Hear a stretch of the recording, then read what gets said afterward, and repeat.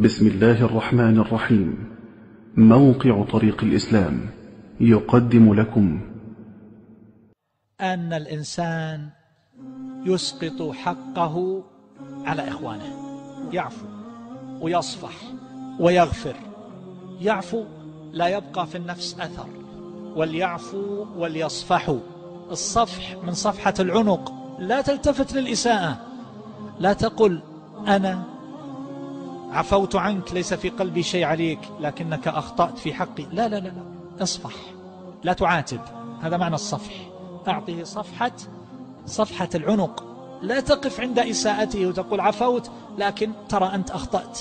وليعفو وليصفحوا. وكذلك أيضا الغفر، فإن الغفر يعني أن لا يصل إليه منك مكروه وأن تستره، فإن الستر يعني هذا وهذا، الحماية والوقاية بالإضافة إلى الستر، كالمغفر يستر الرأس ويقيه. فما يذهب الإنسان ويتكلم في المجالس ويقول فلان أساء إلي وفلان ظلمني وفلان فعل كذا وكذا وفلان أخطأ في حقي ومع ذلك أنا عفوت عنه، فإن هذا ليس من الغفر في شيء. أعرض عن هذا بالكلية. تمثل بهذه الخصال الثلاث: العفو والصفح والغفر. وإذا جاءك إنسان يعتذر إليك أنه مقصر، قل أنا المقصر، الحق لك. قال ما اتصلت عليك، قل أنا الحق أني أتصل عليك. إذا قال تأخرت عليك، قل أنا أشوف لنفسي، أنا أنظر في تقصيري، أنا أقصر في حقوق الآخرين، أنا أغفل عن الاتصال، أغفل عن الرد على الرسائل. لربما يعني لا تنتظر من أحد شيئا. لما عفوت ولم أحقد على أحد أرحت نفسي من هم العداوات. هذا هو الطريق، هذه راحة للقلب أيها الأحبة. أما إذا كان الإنسان عنده حسابات وتصفيات ويحاسب هذا وهذا وهذا، فإنه سيتعب ويتعب من معه. وقد فسر ابن عباس رضي الله عنهما قوله تبارك وتعالى وللرجال عليهن درجة، يعني على النساء. ابن عباس فسرها بمرتبة الإغضاء والتجاوز والعفو، بمعنى أنه لا ينقر ولا يدقق ولا يستوفي ولا يستنطف ولا يستنظف حقه منها. وللرجال عليهن درجة.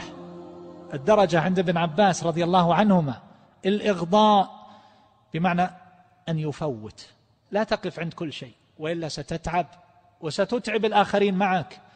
الإنسان مجبول على التقصير، فهذه الزوجة لابد أن تقصر. فإذا كانت كلما قصرت تغير قلبك عليها 3 أيام 4 أيام 5 أيام، وبعضهن تقول 6 أشهر ينام في المجلس لا يكلمني من أجل قضية تافهة، كلمة قيلت، خطأ، سبق لسان، تقصير، تصرف، تأخر الغداء. العفو، التجاوز، الصفح. ولهذا يقول ابن عباس ما أحب أن أستوفي حقي منها. ولهذا قالوا كما جاء عن الحسن وغيره ما استوفى كريم قط. هذا اللئيم البعيد هو الذي لا يفوت شيئا، يريد الأمور أن تكون في سيرها كعقارب الساعة في غاية الانتظام. ومن الذي يستطيع هذا؟ ولكن تكون الحياة بشيء من الإغضاء والتحمل. وهكذا يكون مع الأولاد، لا يقف عند كل خطأ وكل تقصير وكل إساءة، فإن هؤلاء الأولاد قد ينفرون منه.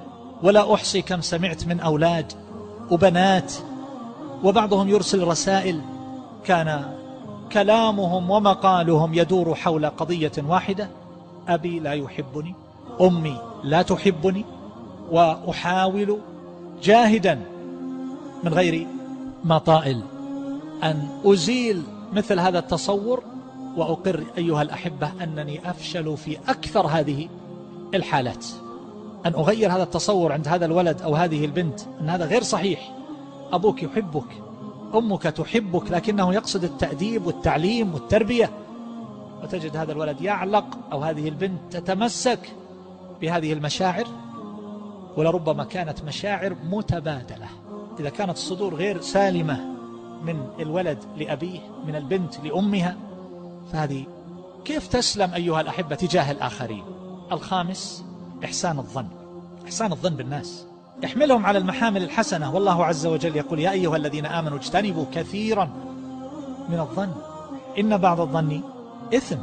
وجاء عن عمر رضي الله تعالى عنه لا تظن بكلمة خرجت من أخيك المؤمن شرا وأنت تجد لها في الخير محملا.